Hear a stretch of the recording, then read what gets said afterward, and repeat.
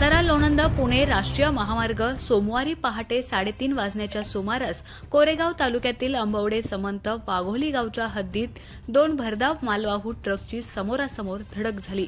हा अपघात इतका भीषण होता की धडकेनंतर लगेच दोन्ही ट्रकला आग लागली। त्यामध्ये एका ट्रकमधील चालकाला बाहेर पडता न आल्यानं तो ट्रकमध्ये जागेवरच जळून खाक झाला। दुसऱ्या गंभीर जखमीचा रुग्णालयात मृत्यू झाला।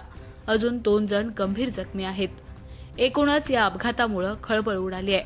अपघाताची माहिती समजताच पोलिसांनी घटनास्थळी धाव घेतली, मात्र अग्निशमन दलाचे बंब वेळेवर न आल्यानं ट्रकची आग आटोक्यात आणता नाकी नऊ आले। या भीषण अपघातानंतर कंटेनर ट्रकनं पेट घेतला। दुसऱ्या ट्रकचंही मोठं नुकसान झालंय।